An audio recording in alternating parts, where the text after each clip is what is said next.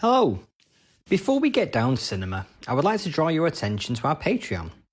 Regular listeners will know that these podcasts are supported by Quad, our home cinema in Derby, UK. But as Quad is a charity, we want to make Cinelit as self-sustainable as possible.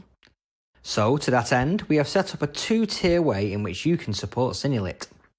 For our 35mm Cine fans, you'll get a bonus additional episode each month where we will be deep diving into an area of cinema that will be exclusive to Patreon subscribers for at least 6 months before it arrives like a late dinner guest on the regular feed. Plus, you get the episodes a week in advance of the main feed release. But if you want to support us and don't feel that pressing need to have the additional podcast each month, but still want that warm, satisfying feeling of being part of the Cinelit success story, then you can become an 8mm Cine fan, where you can donate and get our heartfelt thanks. Head over to the Patreon page and subscribe if you can. However, we know that times are hard at the moment, so please do not feel you need to subscribe if you are not able. We'll still be putting out new, free-to-listen-to episodes on a regular basis throughout the year. Now let's get back to your regular scheduled broadcast.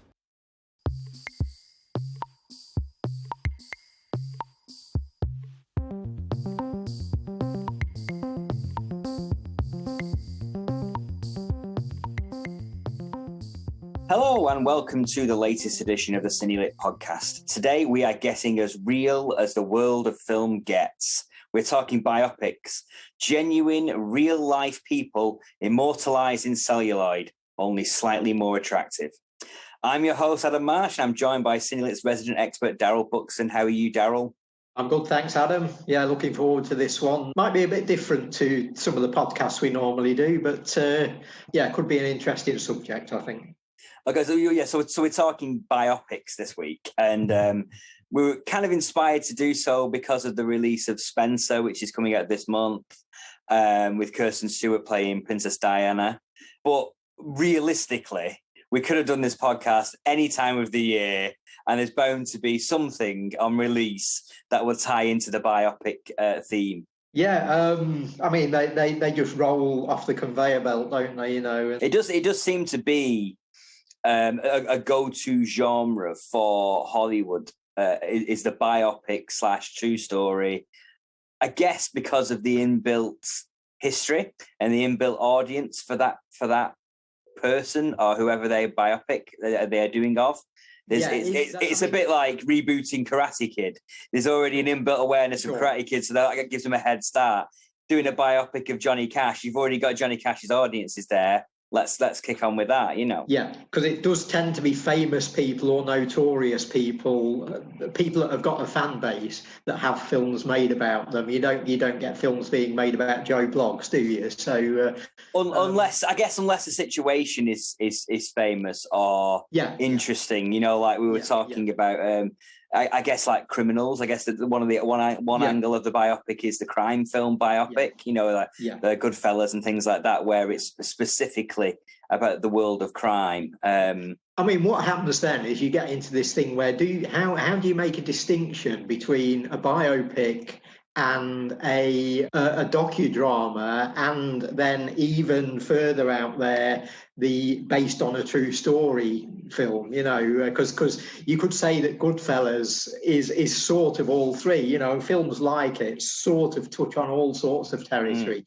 First thing I want to pick up on, Adam, is we both pronounced the word already in different ways, and I always favour the pronunciation biopic, because I presume that the word is derived from the phrase biographical motion picture, but a lot of people use your pronunciation these days and go biopic. So I'm never sure which is right. But language is an ever-evolving beast, Daryl.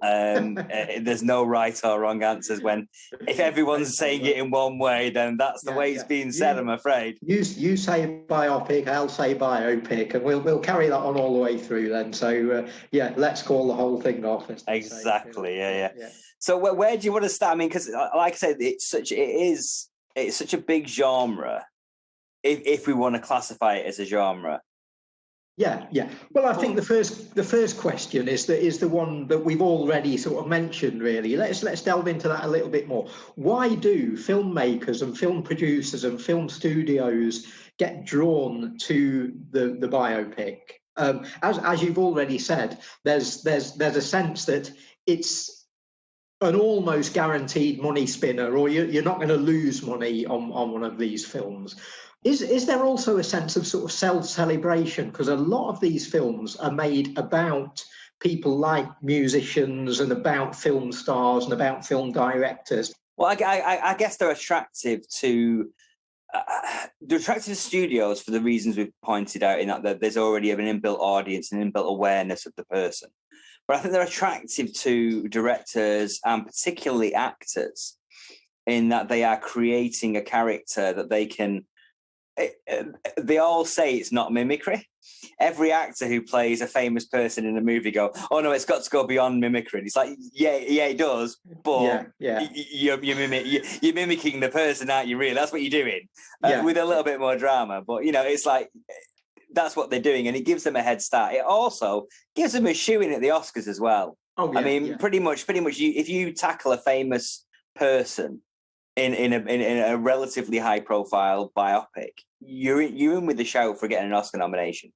Yeah, and we've seen so many nominees or winners, and often people that come out of nowhere, and win because they're playing someone that you've heard of. It's almost like the original, the subject is winning the Oscar, not the actor, But I think actors love this. Film actors are always looking for a challenge. They always like doing something. I mean, how many of them love going back to the stage and coming over to London, for instance, and appearing in a run of a play? So they're always looking for some kind of acting challenge, and I think this sort of movie gives them that. As you say, it's sort of pitched somewhere. They have to find a level somewhere between impersonation and performance, and without sort of, and they have to stick right in between that. And I think actors find that as a real exciting challenge, something that they will sort of test them to their limit. And how do you think audiences respond to that? How do you think audiences respond when they go and see something like Bohemian Rhapsody or Spencer or something? Do they come out complaining that, oh, it's a little bit too close to the character, or could you equally complain, oh, they've completely missed it? Or is there this middle ground where people sort of say, well, they didn't really look exactly like the person, but the performance was good and they got to the heart of them, How do you think audiences react? Well, I think there's different attitudes towards different categories. I think the music biopic is almost a separate beast, in that you are going to see Queen. You are getting another opportunity to see Queen in concert, and it's kind of the same, but it's not. But it's enough. It's like seeing a West End jukebox musical. It's that kind of experience for these kind of films. So you things like Mamma Mia, you things like Bohemian Rhapsody, where you want the mimicry to be great, but ultimately it's the music that you're interested in. So that's the reason. The audience, when they pay for their ticket, they're already loving the show. Pretty much. Well, particularly in the last 3 or 4 years. I mean, post Mamma Mia, when you're looking at those kind of films, Mamma Mia is not specifically a biopic, but it appeals to the same audience as a jukebox musical, does, and also which Bohemian Rhapsody and Rocket Man to some extent also tapped into that built-in audience, and you're here to hear the greatest hits of these bands, the greatest hits movie in some ways. I think that's a relatively new thing. I don't think people were going out to see Coal Miner's Daughter in the late 70s expecting a greatest hits of Loretta Lynn. They were there for the drama of her life, which was the interesting thing. Yeah. But then again, the jukebox musical wasn't a thing back then either. So you wouldn't be going to see a West End show for that either, No. And I think the nature of entertainment has changed and maybe blanded out a little, Not that Rocket Man is bland, mind you. We've talked about that on previous podcasts. Yeah. And I think that pitched the musical biopic to perfection, because it had the star involved quite heavily as a producer, and he gave his blessing for them to do a sort of warts and all thing, which they then did, brilliantly. Dexter Fletcher really took that on. And yeah, it's a jukebox musical. You get all the hits, but they do play around with the songs more than most films of that type. They really make them part of the narrative and part of the drama. And then, as we know, the film's basically a new Ken Russell movie. It's just so out there. I was watching Rocketman thinking, yeah, this is exactly how to do this sort of thing, and picked it as my film of the year. But it is the exception to the rule on those things. It's not the norm on those kind of musicals. Yeah. There's so many different categories. I mean, like, I think the audiences, when they know that person well, or feel like they know that person well, like it's I don't know, like a Alfred Hitchcock biopic, or it's Marilyn Monroe, or it's something like that, or Winston Churchill, which we've had a raft of those ones recently. You get that kind of, well, I think I know what that character is, and how close is the performance to that character. Yeah. That doesn't really apply once you get to like older characters. I don't think people are looking at Elizabeth as a biopic. I don't think they're looking at Lawrence of Arabia as a biopic even. And again, it is. It's like those kind of movies kind of get a different. People look at them differently, I think. Yeah. I mean, the themes are very interesting across the decades, because if you go back to the 1930s and 40s, there were a lot of biopics based around people like Louis Pasteur and people. There were sort of historical ones, and a lot of them based on sort of medicine and on advances in science and things like that.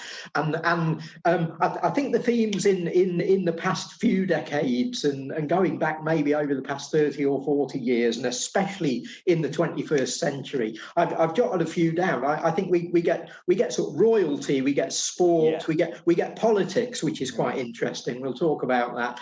Pop and rock music, as we've said, filmmakers and actors, which is so sort of incestuous and so inside, but I suppose it's almost bound to happen. So yeah, you're maybe not going to get an equivalent of a sort of the story of Louis Pasteur, or I mean, it's incredible in the middle of the great run of Ginger Rogers and Fred Astaire movies. One of their films was the story of Irene and Vernon Castle. And again, you're not going to get that sort of thing in a sort of franchise now. Well, I don't know. You say that, but the last 20 years, the sort of like the genius biopic, the biopics of geniuses, has been prevalent at the Oscars. I suppose, like a beautiful mind and stuff. My Left Foot, I guess, those kind of things. Shine, the Geoffrey Rush thing. You have those sort of like real life figures that are famous within their fields. I guess famous is not the right word. I'd argue there that their fame is what attracts a writer to them. But then when the storyline of the film develops, it's about their sort of foibles and about the sort of weird aspects of their characters and about their problems with mental or physical health, and it's not so much about the fact that they are a scientist or an academic. Yeah, maybe. I mean, the Oscar has a big love of disability characters, don't they? Where they have, it's an actor with a disability, played by an able-bodied actor. Yeah, that's the other great Oscar winner, isn't it? That and playing Freddie Mercury. It's and if you can combine the two in a film, which is what I think this strand of movie that you're talking about does. The My Left Foots and the Beautiful Minds. I think they do that, and that's like Oscar gold, isn't it? Yeah. Well, definitely traditionally, whether that'll be going forward, I'm not sure.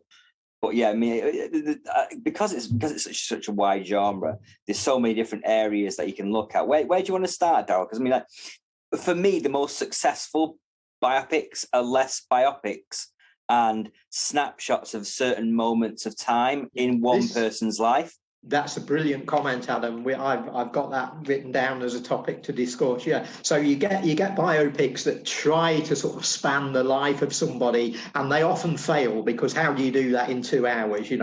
You get ones that if it's a movie star, for instance, you probably get a brief scene of them pretending to act when they're 6 years old or something, and then bang, you're into them. That happens in Rocket Man. It's you get the little mini Elton out on the street, and then suddenly we're into the real deal.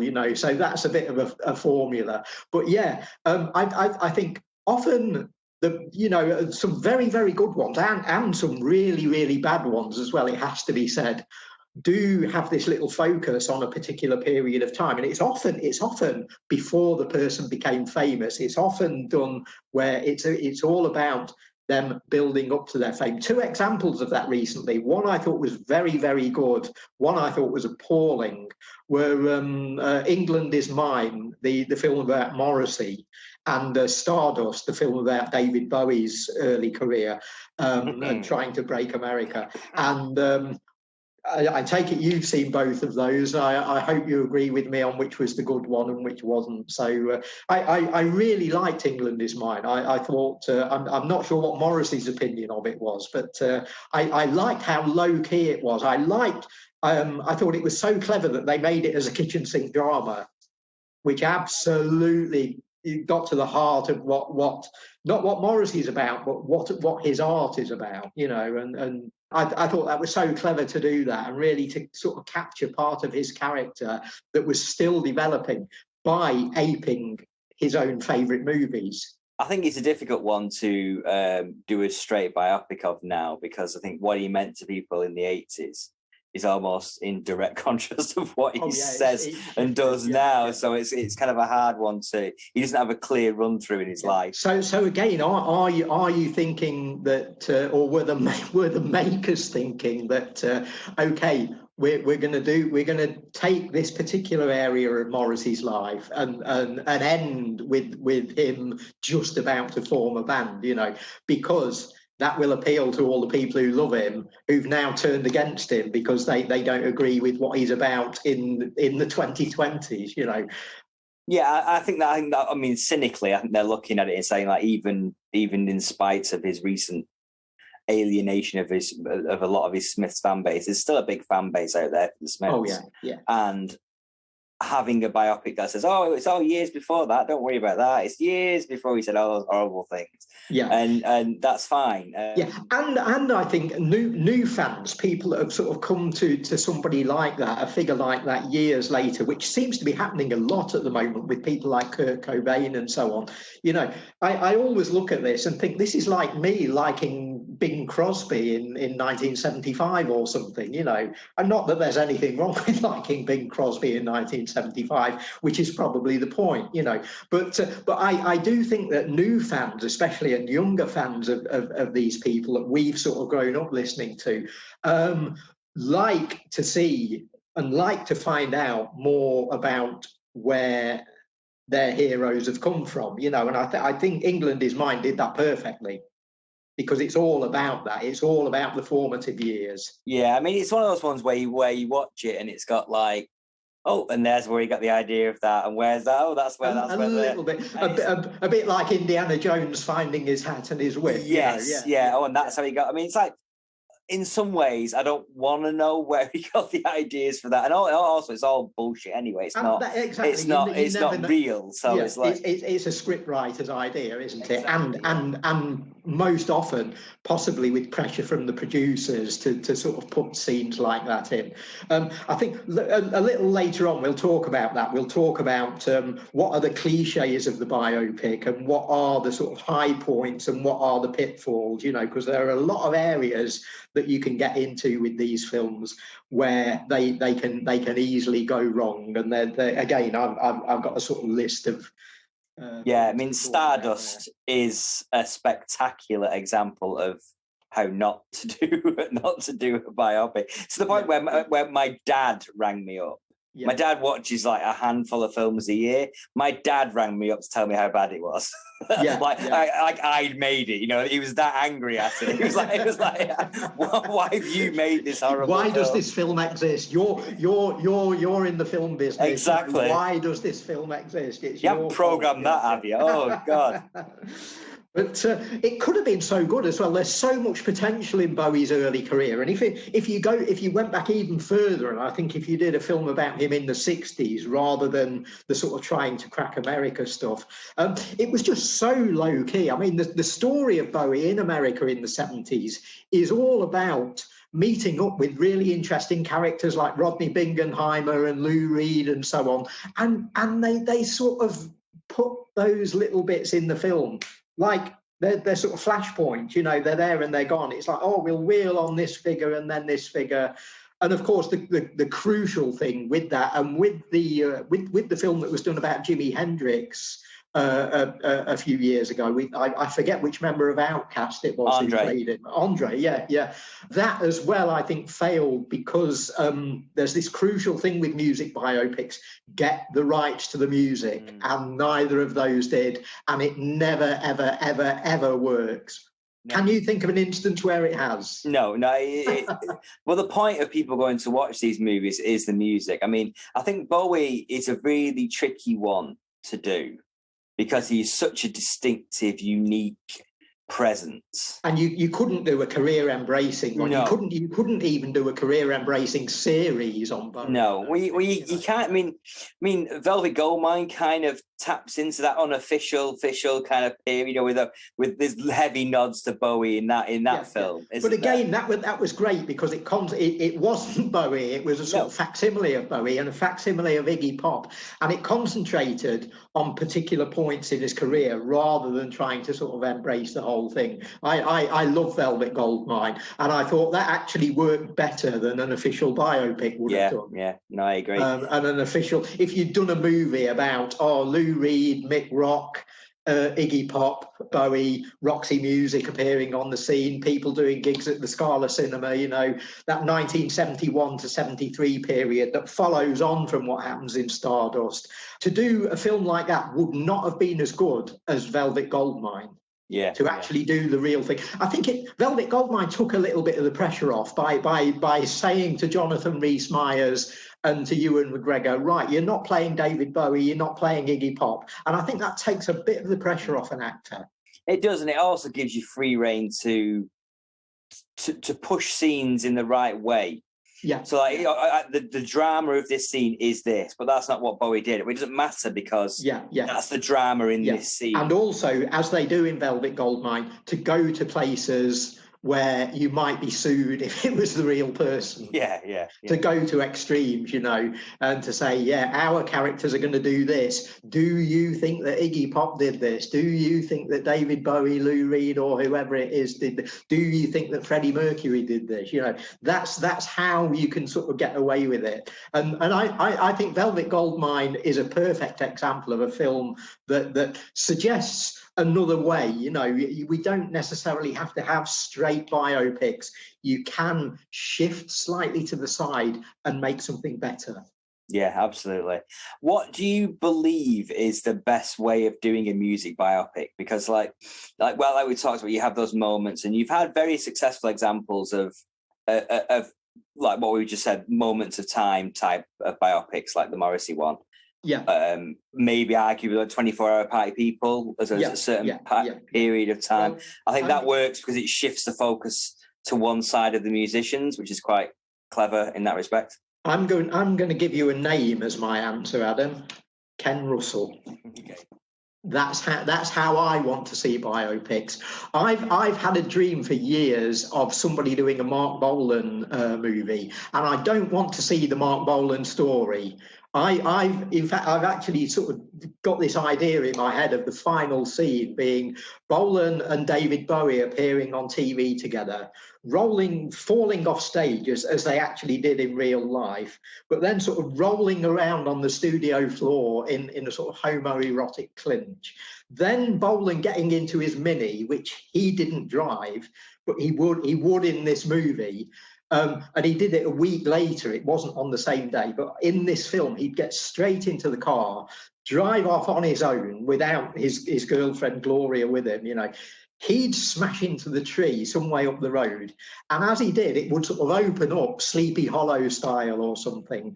And he'd sort of drive into the underworld and become the king of the underworld. And my idea of a Mark Bolan film is scenes like that all the way through. I want it to be a fantasy, you know. And Ken Russell offered us that. And Dexter Fletcher sort of copied that sort of style with Rocket Man, and there have been other people that have done it as well, and they're always fantastic. Russell, of course, did it even with classical composers. Mm-hmm. I mean, to make films like Mahler and Listomania, which I think is his masterpiece.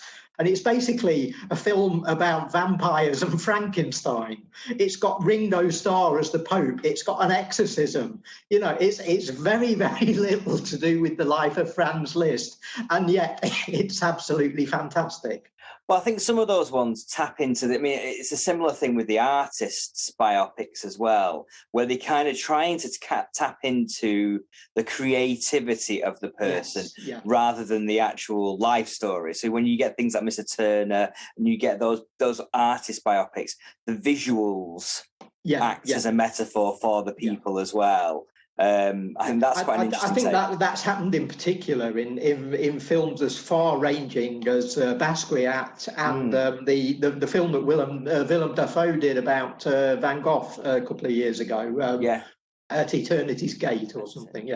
And an amazing performance by Dafoe in that. But again, the really well directed too. In that, it did precisely what you've just said there. It sort of showed us a little bit like the Morrissey film in a way, but taking it further, taking it to that slightly more heightened and fantastic level where you're actually seeing what the director and what the palette of the film is all about is trying to imitate the artist's art.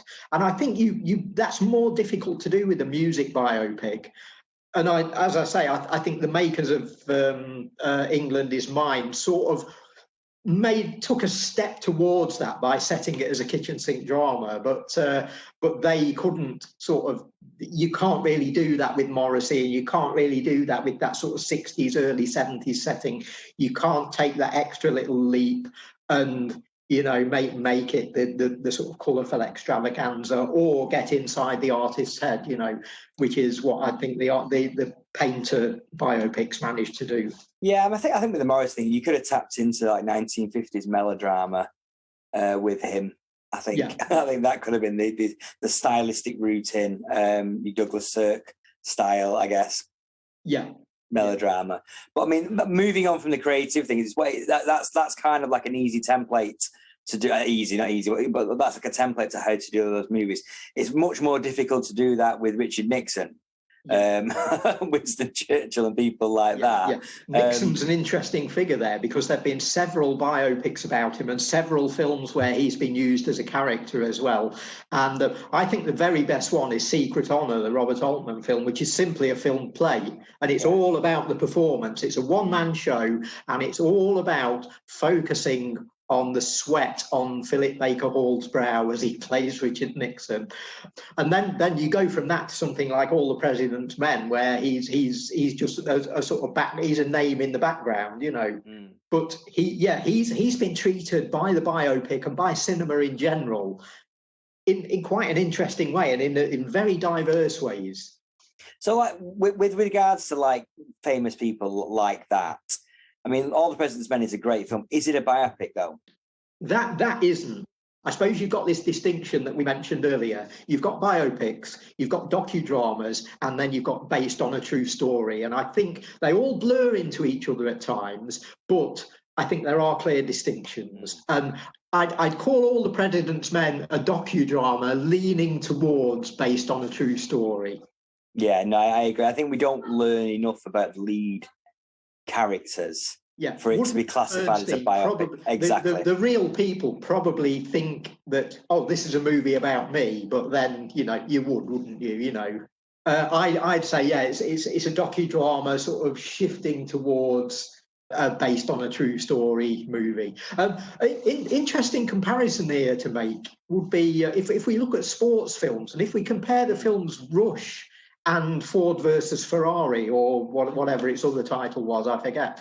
I'd say they're both films about motor racing. They're both based on real life incidents. I'd say that Rush is a biopic of Niki Lauda and James Hunt, and Ford versus Ferrari is something a little more sort of diverse and a little more sort of woolly. That's based on a true story movie, where I'd say Rush focuses so much on the rivalry that it becomes biographical. Yeah, no. Well, I think that's the key difference, isn't it? Yeah. It is. Who's it about? It's the biopic, isn't it? Yeah. Like, for instance, you could have like 127 hours. Is that a biopic? Yeah, again, that's based on a true story, I would say, Yeah. because the guy he is Joe Bloggs, he's Joe Blow, isn't he? We don't know who he is, and so you go in you're interested in the subject, not in who the person is. Whereas you go into Bohemian Rhapsody because you're a fan of Freddie Mercury, no one's a fan of this guy getting trapped between two rocks, And yet we've got this film about Maurice G. Flitcroft coming up in the next few months, which is being trailered all over the place at the moment. And I must be Maurice G. Flitcroft's #1 fan. I've been waiting for this film since the 1970s. My dad was a keen golfer, and so as a teenager, I was sort of watching.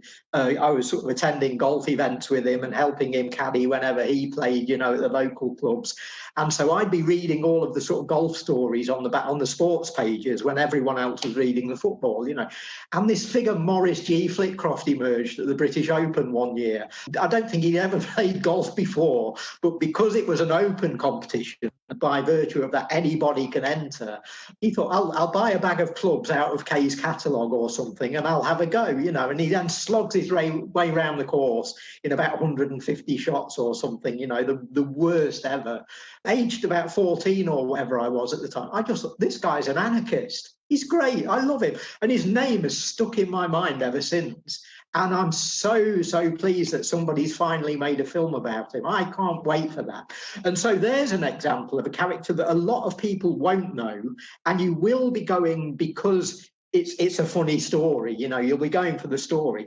But I'd say that may well be, I'd see that as being more of a biopic than 127 Hours was, even though there are sort of similarities there. It's a news story that's being filmed rather than the life story of a character. But it's such a difficult area. And I think if you know the person, as I do with Flitcroft, I know his background, I know his story, I remember it from when I was a kid. I may well approach that film in a different way to other members of the audience. Yeah, I mean, it's. I think there's a clear. I think as we talk about it more, there's a clear divide between those two ripped from the headlines of the day kind of storylines, which posit particularly unique situations, and the story of a person involved in a unique situation. Yeah. As we're talking about the Phantom of the Open film, that's about him. Whereas the other one is the unique situation is the selling point, I guess. Yeah, and again, you can make a distinction there. You can say, well, if we take an incident in the life of David Bowie, or we take a year in his life, as they did with Stardust, we'll treat that as a biopic because it's David Bowie. But what we're doing here is taking a few months in the life of someone who's bought a set of golf clubs out of a catalogue, and that may, even though that's the same thing, even though you're taking that little slice of life, because it's someone you've never heard of playing golf, that's less of a biopic and more of a little slice of life incident, and you're making comedy out of that, you're making your drama out of that. And I'm going to see the film because it's about this guy who's been this sort of back of the mind hero of mine for decades, but there aren't going to be many audience members like that. There aren't going to be many people who know or remember this story, and it's going to be a sort of unique incident for me, I think, and it's going to be interesting to see how other people respond to it. I think it's going to be a good little film, and it seems to be getting very good reviews. But I think it's worth discussing in terms of what we're talking about today. But I think at the end of the day, it's not a biopic. I think if we had to sort of say I guess until we see it, I'm not willing to be drawn on that message just yet, Daryl. It depends on how much of his private life it goes into, how much of the background story, because that's more biopic than say 127 hours, where it's a man stuck between a rock.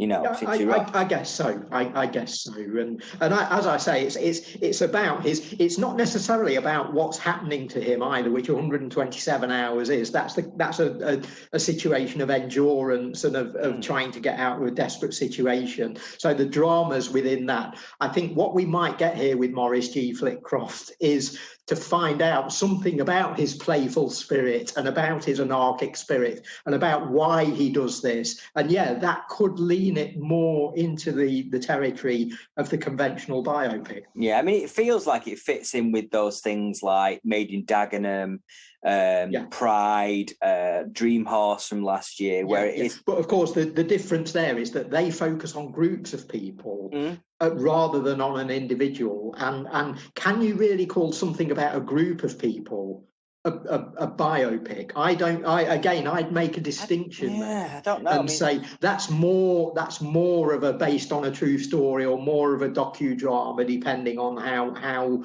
sort of hard you go at it and how I think the difference between a docudrama and a based on a true story is about, I think a docudrama really aims for the facts, and based on a true story tries to make an uplifting drama or a downbeat drama out of the real life situation. So what's your take on things like The Madness of King George or Henry V or the Shakespeare, Julius Caesar, anything like that? Because they're such historical figures. Is it a biopic or is it a historical drama? You could probably answer that by lumping in the recent films about Queen Elizabeth II and about the new one about Princess Diana, because they're royal figures as well. But we're definitely saying that films about those characters and about politicians, modern politicians, are very definitely biopics. I think I think the further back in time you go, and then if you take sort of sources like Shakespeare and so on, that sort of dissipates it a little. It's an interesting question, that, because I think I think if you're dealing with figures like that in a modern context, if you're talking about people that have had these positions in life, either head of government or head of state or whatever, within our lifetimes or within sort of memory, I think they tend to get called biopics, whereas Shakespeare adaptations tend to get called Shakespeare movies, and if you're doing an original drama about Henry VIII or somebody, say, I think they tend to be called historical dramas. Should they all be lumped in together? I think that's the question. I think there's an argument to say maybe they should, but I don't think audiences see it like that. I think the argument that they're not is that, well, we don't really know a lot of that stuff. It's so far along going. Hollywood takes liberties with character and story for those things older. To which I would say, rubbish, because Hollywood takes liberties with films that were made by people that were alive yesterday.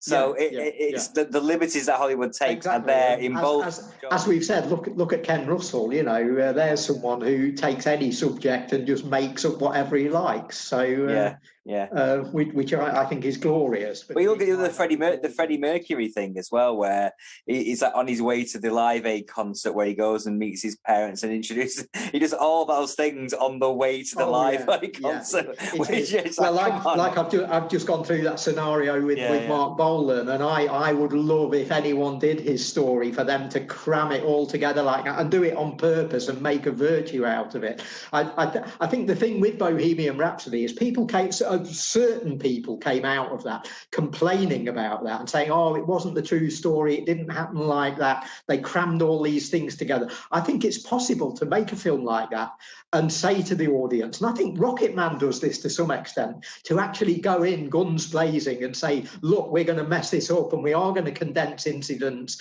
and we're going to change names and we're going to sort of fuse characters together, but I'm doing it on purpose. I'm doing it as part of the art, you know. And I think Bohemian Rhapsody, and because of its production problems and so on, we know all about that.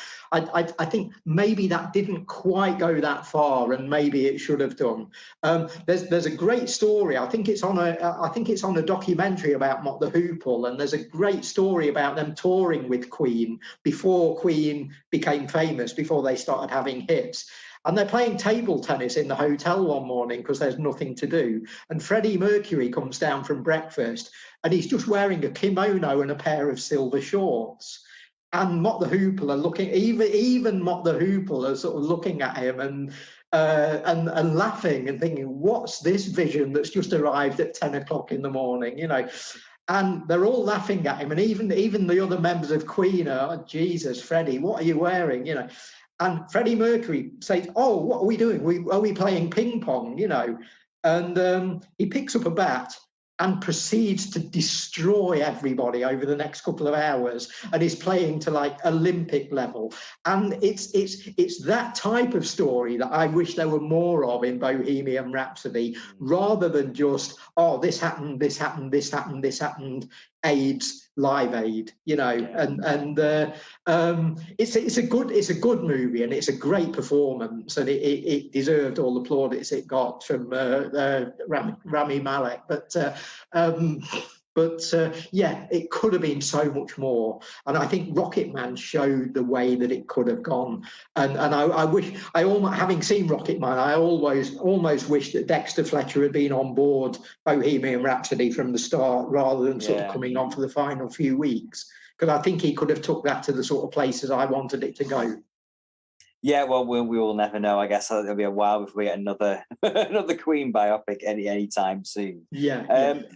What do we think about the rise of the serial killer movie in context of what we're talking about?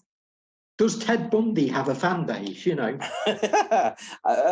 Well, probably, yes. I mean, true crime is a huge genre, isn't it? So, and is that why we get so many of this type of film? Because, you know, if you go out and kill a bunch of people, you get a movie made about you. And should that be happening, you know? Well, that's a different type of question that we're looking at here. That's more of a societal question than a podcast question. But I think it ties in with a lot of the crime thing. I think the extremities of crime, whether that's serial killers, whether that's gangsters, the mobsters, whether that's organized crime or Bonnie and Clyde or anything like that, because of the extremities of the story, it's always ripe for telling that in film history. The fact that you can do it as a biopic because it's happened in real life kind of adds a bit of flavour to the story. Yeah, I think. Hence why we have so many crime. Yeah. What could be described as biopics, you know? Yeah. A lot of the ones that were coming out about 20 years ago were actually just using the name of the killer as the title. You know, we had a Ted Bundy movie, we had an Ed Gein movie, you know, and they were just using the name as a sort of stark title. And it sort of works. I sort of quite like that idea that you get the starkness of what this person was all about in doing that, but also it's sort of, there is this edge where you sort of think, well, is using their name above the title a bit celebratory, you know? I mean, those movies are not as successful, though. Do you think about those? I can't think of any. I think they play to their fan base. Yeah, absolutely. Yeah, I mean, I can't think of the most high. What's the most high profile serial killer? Yeah, well, there's certainly none that has made as much money as any Hannibal Lecter movie. I think fictional killers are, and I think that may be because there is that distance for an audience, you know, that Hannibal Lecter's not real. Yeah. And I think you can get away with more there. And I think I think the sort of like the romanticizing of criminals and gangsters plays in for them as a Hollywood character as well, because you can romanticize people robbing banks, you can romanticize that kind of crime, whereas a serial killer killing people, chopping the bodies up or whatever, it's kind of hard to romanticize that for an audience. So you can't get that sort of like Bonnie and Clyde-esque feel for a movie about a serial killer. Sure. And I think from a pure sort of dollars and cents perspective, any producer is looking at these and they're saying, well, yeah, if I want to make a film about John Wayne Gacy, you know, how many people are going to come and see it? And they top that up first. They look at the circulation of True Crime magazine or whatever, and they think, yeah, we can get so many people in America to come. We'll get so many in Britain. Or nowadays, you know, streaming services will be looking at this. And of course, this sort of thing exploded on streaming services, haven't it? You know, but they're looking at the numbers and they're looking purely at the maths of it and saying, well, we know we're not going to attract everybody in the way that Mamma Mia does or something, you know, but what we are going to do is attract the fan base. We're going to attract the circulation of the magazines, you know, and we're going to attract the people that are into true crime. And they then devise and create the budget figure accordingly, you know, and they know they're going to make money, but they're not going to make a lot of money, but they will make a profit, you know. Yeah. So, but moving over into the world of crime, I guess. Then, how would you brandish things like Wolf of Wall Street, Donnie Brasco, Goodfellas? Yeah, again, are they biopics or crime films? Or they're a bit of both, because they have a plot that tells a story, so they're sort of based on a true story movies, but the best of them focus intently on a real person who's at the heart of the story. They're an interesting case, because if we have this lineage from biopic to docudrama to based on a true story, they skip the docudrama step and they go straight. They have elements of either end of that. Yeah, I mean, for me, they are biopics, because you get to know those characters. Granted, they are characters going through specifically intense periods of their life. Yeah. But you do get to know. You get to know the Donnie Brasco character. You get to know the lead character from Goodfellas, the Ray Liotta character. It's his story. Yes, that obviously tells a wider played across a canvas. Very Wolf of Wall Street. Wolf of Wall Street. You get to know that character in a way that you wouldn't get from based on a true story. I think Scorsese's good at these. He's very good. It's a little bit of a forte. Well, I think he's very good at depicting these characters and leaving the audience to base their moral judgments on them. Because he tends to do crime films, but he doesn't go so far as glamorizing them, but he doesn't go so far as condemning them either. He leaves that open to the audience to play around with. So it's like you could watch Wolf of Wall Street and come away thinking, what a great movie. He was a lovely guy. You could come away from that movie thinking, my God, what a monster. You know. I know. But Scorsese manages that in his fictional films as well, I think. So, I mean, that brings us on to a point where are there directors that are particularly well suited to this? Because we've got Pablo Larraín involved with Spencer, and not many people are going to go and see Spencer because it's a Pablo Larraín film, but boy, I am, you know, and I've followed his career for 15 years now, and loved his early work, loved the stuff that he was doing in Chile, and since he went Hollywood and started making English language movies, he's banged out one biopic after the other. You know, people that don't know Pablo Larraín, he was a Chilean director, very sort of politically motivated, but managing to put politics into sort of broader stories. And his English language films have been Jackie, the Jackie Kennedy movie, Neruda about Pablo Neruda, and now Spencer about Diana Spencer. So the West sees him as Mr. Biopic, and I think rightly so, because he's damn good at them. Well, what's your take on Neruda in particular compared to, say, Jackie? Yeah, I think he had to making the films almost back to back. I think he had to, so he couldn't just treat the subjects in the same way, and I think he had to make the films distinct from each other, and the subjects are so different that they sort of help in that respect. But I think he made a conscious effort to sort of make these films as a pair, but different. I think it's an interesting thing about particularly what I'm interested in, like particularly the royal family stuff. I think he brings and Jackie. She's not royal family, but she's practically American royal family. Yeah. You've got an outsider's view of the institution that they are bedded in. And I think that's what he brought to that. And I think Neruda was, because he's Chilean and the poet's Chilean, it was less of the outsider's view. Yeah, so it's a more it is. It's a more internalized and personal story, and it's also one that the director can relate to. Yeah. Whereas he's probably had to do a pile of research on Jackie Kennedy and on Diana Spencer, and whereas you know that he's a fan of Neruda, and you can tell that from the film. But arguably, it's less successful, I think. For me, there is that. That's always the possible pitfall. I would say that I liked it, and I thought it was an artistic success. But there is this case of, is the director being close to the subject a boon, or is it a potential pitfall? Yeah. I have no interest in watching a Princess Diana biopic. However, I do have an interest in watching Pablo Larraín's. I want to see Pablo's new film. Yeah, exactly. Yeah, I think his take on it will be different. From what we've seen of it, it looks fantastic, I have to say. It's going to be interesting being in the audience for that, because you're going to, obviously, I think 80% of the audience, if not more, are going to be there because it's a film about the British royal family. And it's going to be interesting to see if Pablo Larraín sort of messes with that a little bit and tries to put a lot of himself in there. And I know that he can do that. We know that he can do that.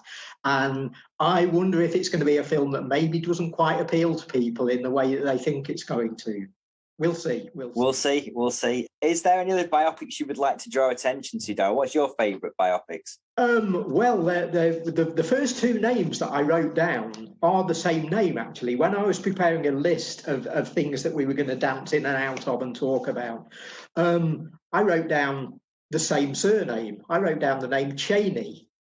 And there's the Lon Chaney biopic. It's spelt differently, of course. Lon Chaney biopic from 1957, Man of a Thousand Faces, which I love because it's basically, one of my favourite actors of the silent era being played by my all-time favourite actor, James Cagney. So the film doesn't have a particularly great reputation, but man, if James Cagney's playing Lon Chaney, I'm there. And I think people who love old Hollywood and people who love old Hollywood of different eras will get a lot out of this, and they'll get a real kick out of seeing Cagney playing Chaney. I think it's good casting. I think it's very, very good casting, because Cagney has got that same, sort of low-level sort of quality that Chaney had, appealing to the working man sort of thing. I think they're actors who both did that.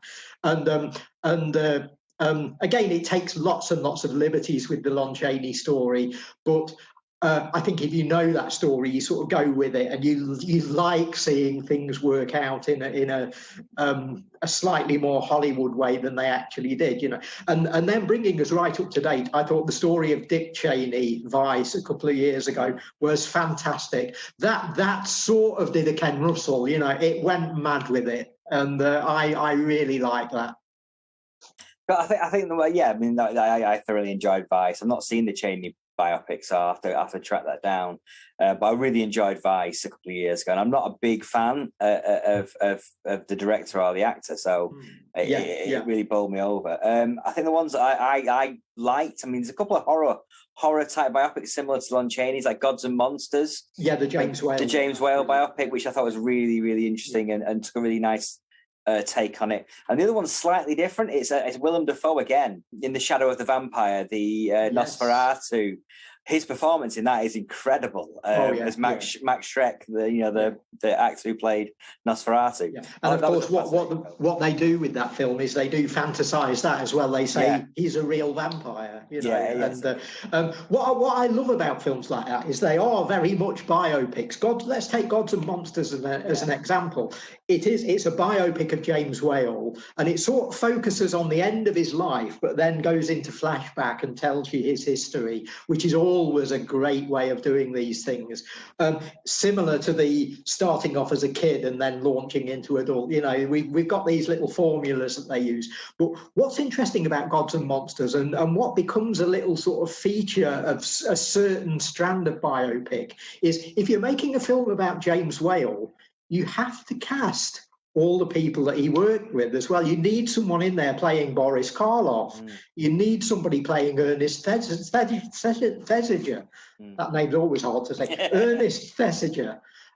You need somebody playing Elsa Lanchester. You know, you need all. If you're making a film about a film director, you need all of the people that were around them, and a lot of those were famous people. So that's often a difficulty, and I think a reason why there aren't more films like this. You know, when they make films about Hitchcock, and there were the two that came out together, you know, Hitchcock and The Girl came out more or less roughly at the same time, you know, and very different portrayals of Hitchcock, which is always interesting to sort of see a direct comparison of as we got the chance to. But then again, you've got to cast Janet Leigh, you've got to cast Vera Miles, you know, and so yeah, it's easier, I think, for people to make a David Bowie story or a Morrissey story or something about a very singular individual rather than someone who brings all this baggage with them, you know. But I like those films because I'm always interested to see how well they do the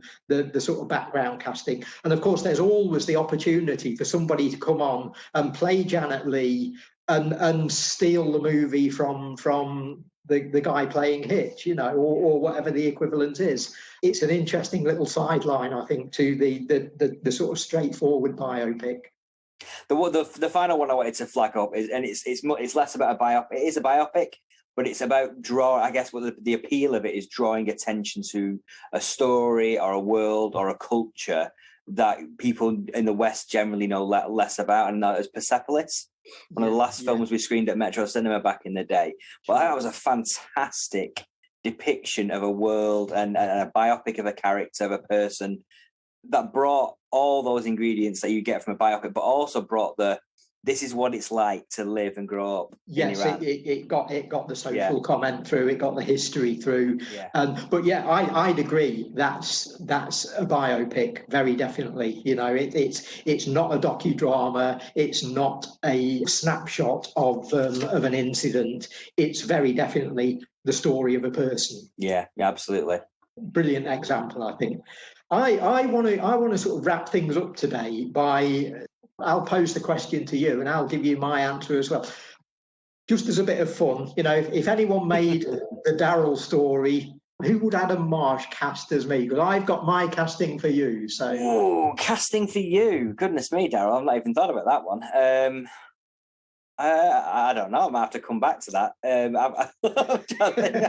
Put me on the spot there. I don't know. I guess a Toby Jones would be in that world. I can see that. Yeah, and I'm happy to have the guy who played Alfred Hitchcock playing me. Yeah. So Toby Jones. I'll take Toby Jones in a pair of round specs. I think he could. I think he could bring the depth of character needed to portray Daryl Buxton on the big screen. No comment. So, anyway, who you do mean? There's only one guy for you, Adam. I'm a bit worried that it's so specific that you know exactly, and I know who you're going to say, but I want to hear it anyway. It's got to be Jack Black. Yeah, that damn Black has followed me all my life. Listeners, don't you agree? Those of you that know Adam, you know, well, we're on YouTube now with the podcast, and do we need to go visual with it, you know, so that people who don't know me and Adam can see what we look like. I know is that when High Fidelity came out, the 6 months after that was an absolute nightmare. During that period where, oh my God, you're so like Jack Black and that character as well. It's like, oh God. Yeah. But it's facially and in attitude and in he's not got the accent, admittedly. He can't do Bolton. But he might be able to nail it down. Get a big fat contract from Warburton's to promote the bread, and he'll be all right. No worries. He is that versatile. I think he'd have a good go at it. I think he would as well. Yeah, I think he can. When the will takes him. More to the point. When they do the Jack Black biopic, I think you're a shoo-in. So that could be your big Hollywood break. So I think it'll have passed me by the time that happens. Right, thank you very much, Daryl. We will wrap up there on biopics. Obviously, we've merely touched the surface of what we wanted to touch in the world of biopics. We didn't even talk about the Damned United, Daryl, which I'm surprised, being both Derby based. We didn't even touch the Damned United. Mr. Clough, yeah, and there's a perfect example of one where you make a film about Brian Clough, but you've got to cast Don Revie, Peter Taylor, the entire Leeds United football team, half of the Derby County football team, and the people going to that movie need you to get that right. Yeah, and they did. They did brilliantly. Stephen Graham as Billy Bremner was how great casting was that, But yeah, they got it, and Mr. Clough got the film that I think he merited. I think he would have liked it. I think so too. I think it depicted him as a force of nature, which is kind of what he was always billed as, really. Yeah. So that's good. Cool. Anyway, we'll wrap up there. Please do check out our Facebook page and as Daryl mentioned, our YouTube page. We are now on YouTube, so do check us out on the Quad YouTube page channel. There you can listen to our podcast through the telly. Your own telly now. Get us coming out through your telly. Crazy. We will be back in a couple of weeks' time with another great podcast, and we will see you soon. Take care.